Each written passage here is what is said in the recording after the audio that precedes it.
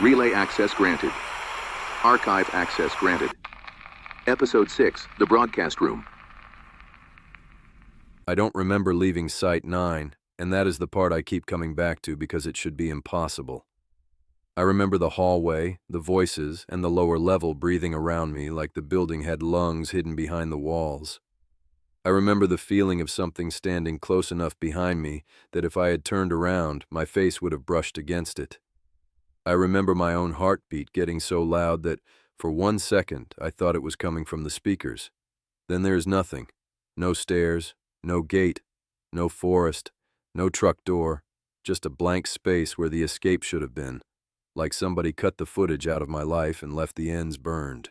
The next thing I knew, I was sitting behind the wheel on the shoulder of an empty highway with both hands locked around the steering wheel so tightly my fingers ached. My headlights were on, the engine was running, and the road ahead stretched into darkness beneath the pale glow of the moon. For a few seconds, I couldn't even remember my own name.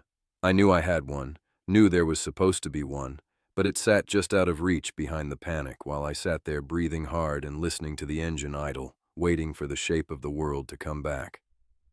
When it finally did, it came back in pieces. Caleb, Dispatch, Elkridge, Mara, Walter Mercer, Site 9, the 10th voice. I said my name out loud just to hear it come from my own mouth, Caleb Voss, and it sounded thin in the cab, almost borrowed. When I looked down, my shirt was damp with sweat, my jeans were streaked with dust, and there was a dark smear across the back of my right hand that looked like grease until I rubbed it and realized it was ash. I didn't remember touching ash, falling, or driving. When I checked myself for blood, there was none, only half-moon marks in my palms where my nails had dug into the skin. Whatever had happened between the lower hallway and that road, I had not gone peacefully. The dashboard clock read 3:17, of course it did, because it was always 3:17 when the world decided to show me something it had no business showing me. I stared at the numbers, waiting for them to change, but they didn't. The colon blinked. The numbers stayed frozen. My phone had no signal, and the battery was down to 9%, even though it had been nearly full when I entered Site 9.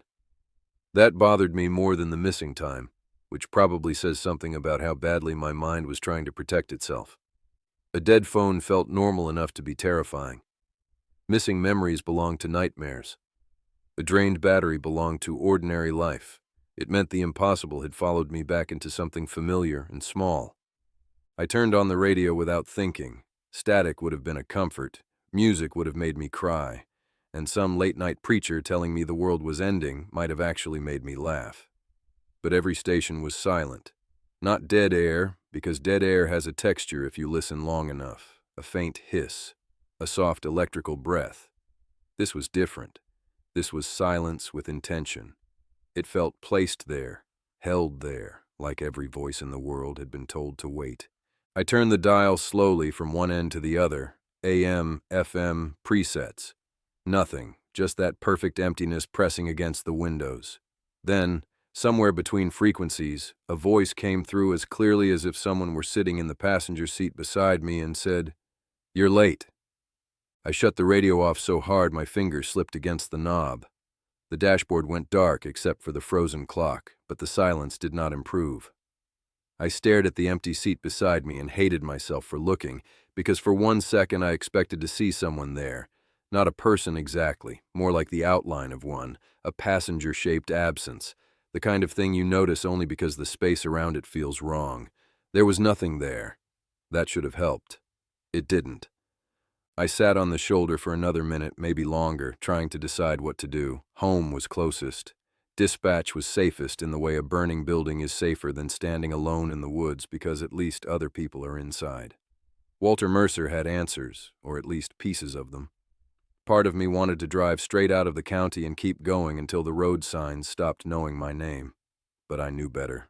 The relay had already reached my house, my work, radios, phones, televisions, memories, and time itself. Distance was not going to save me. You can run from a place, but you cannot run from a signal once you have become part of its range. I put the truck in drive and pulled back onto the highway. For the first few miles, the road signs made no sense.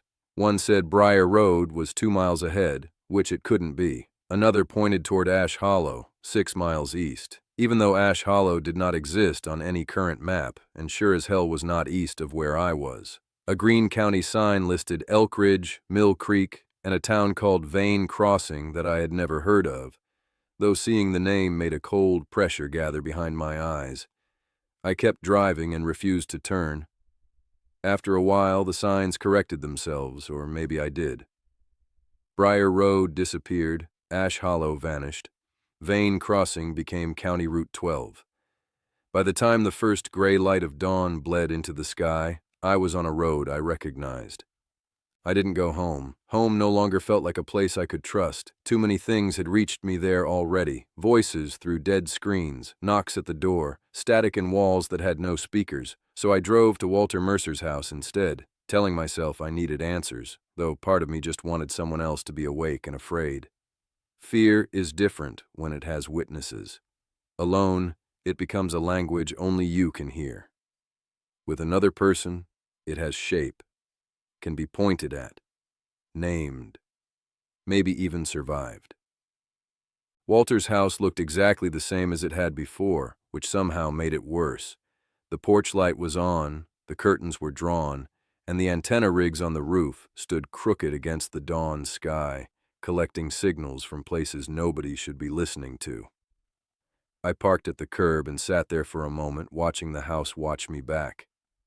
The curtain beside the front door moved before I stepped out of the truck. He knew I was there before I knocked. Walter opened the door when I was halfway up the walk. He wore the same gray cardigan as before, though I was beginning to wonder whether it was clothing or armor. His face looked older, not by years but by weight, as if something heavy had settled onto him overnight.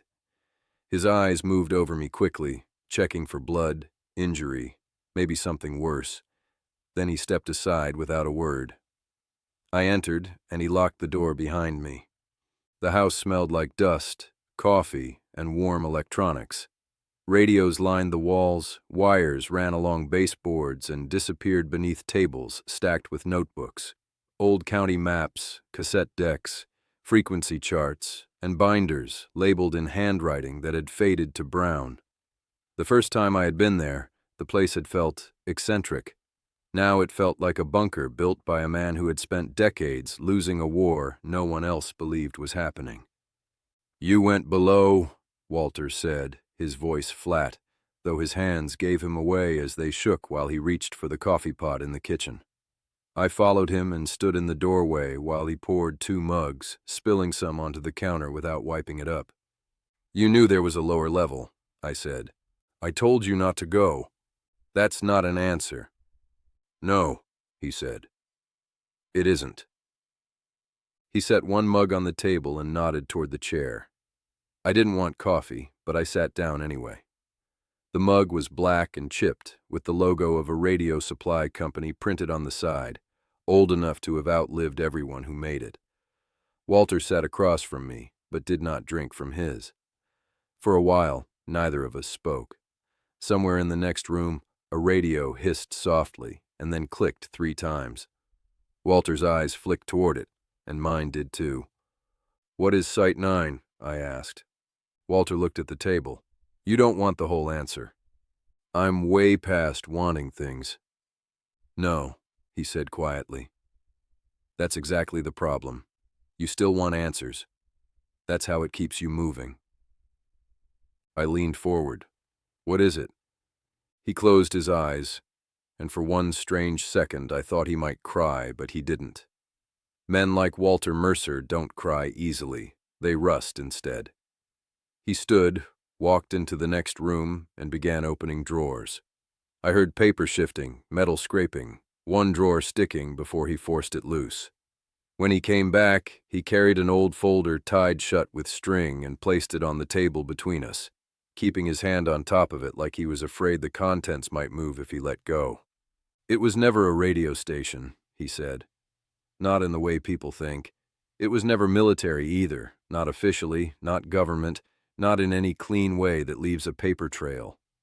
Site 9 started before the county dispatch center existed, before modern emergency services, before half the roads around here had names. It was built because something was already coming through.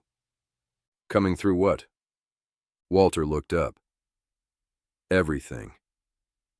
I stared at him as he explained how it came through phone lines, telegraph wire before that, storm static, shortwave, emergency bands, baby monitors, old televisions, anything built to carry voices. Most of the time it was fragments, a scream under static, a word repeated on a dead line, a weather report for a storm that hadn't formed yet. People dismissed it because people dismiss anything that doesn't fit inside the day they're trying to survive. But there were enough incidents that certain people noticed, the kind who hear a ghost in a wire and think they can turn it into a system. That sounded exactly like people. And that was the worst part. The relay did not need demons or curses to begin. It only needed human curiosity and the confidence to mistake warning signs for invitations. Walter untied the string and opened the folder, revealing photographs, logs, hand-drawn diagrams, and pages of typed notes stamped with department names I didn't recognize. He slid a photograph across the table showing a circular room with operator stations arranged around the walls, men and women at consoles wearing headsets, and above a wide doorway a sign that read, "Broadcast Room." The photograph was old and grainy, but I recognized the shape of the room from the wrongness in my own memory. There were 9 operators, Walter said, explaining how each station was tied to a different relay frequency, how they believed the frequencies corresponded to separate signal pathways until they realized that was too simple. He described the different frequencies, weather displacement, unidentified vocal recurrence, numerical sequences, archival bleed, and how most were inconsistent, but one never stayed quiet. "Channel 9, I said. Walter nodded, and the name seemed to settle into the kitchen as the radios in the next room went quiet all at once, as if they had heard it too. He showed me logs where broadcasts came before incidents, fires, drownings, missing children, bridge collapses, sometimes minutes ahead, sometimes days, sometimes months. It predicted them, I said. That's what they thought, Walter replied. What was it doing? Writing rough drafts. It predicted them, I said. Walter slowly shook his head. That's what they thought. I looked up at him. Then what was it doing? Walter didn't answer right away. He stared at the old logbook for several seconds before quietly saying, "Writing rough drafts." I frowned. I don't understand. Neither did they, Walter said. The operators believed they were hearing the future. They weren't. Every time they tried to stop one of those emergencies, reality bent just enough to make sure it still happened. Different victims, different circumstances, same outcome. It wasn't predicting disasters, Caleb. He looked me directly in the eyes. It was writing them. I pushed the log away, but he continued, describing how attempts to prevent events only caused them to shift, how the relay adjusted, how outcomes remained consistent even when circumstances changed. I told him to stop, but he said I had asked, and that people think they're asking for answers when they're really asking for permission to keep going. I wanted to argue, but he was right, and that made me hate him a little and myself more. Walter eventually led me to the basement, unlocking 3 deadbolts I hadn't noticed before. The room below was colder, lined with shelves of tapes labeled with dates, names, and warnings. He retrieved a case labeled Last Shift with a note that read, "Do not play alone," and admitted he had never listened to it all the way through because if you hear it, you're part of it. He played the tape, and at first it was ordinary, voices of operators joking, working, unaware of what was coming, until a phone rang, then another, and Harold Mercer's voice answered. The call that followed was wrong, the voice on the other end addressing him directly, announcing that his shift had begun. Panic spread across the recording as phones rang and voices overlapped, and Harold realized it was reading tomorrow's calls. The tape ended in chaos, then silence. Walter stopped the machine, shaken, but then it began playing again on its own. This time the voice spoke clearly, calling out Operator 10 and then my name. The basement reacted, tapes rattling, lights flickering. Walter unplugged the machine, but it kept spinning. He told me to leave. And I did. I should have called out of work, but I didn't. Dispatch felt like the only place where the pieces still touched. When I arrived, everything looked normal until every phone stopped ringing at once and no one else noticed. Mara was there, writing names she shouldn't know, remembering people who had been gone for decades, recalling details of a past that wasn't hers. Records had changed, memories shifted, and calls began arriving before the events they described, folding over themselves until dispatch was no longer receiving emergencies but drafts. Time fractured, clocks disagreed, names reappeared, memories rewrote themselves. Mara remembered things about me that had never happened, including a wife I had never had, and for a moment I almost remembered her too before the memory vanished like something rejected. Then the 9th call came in, flashing white instead of red, with no caller ID.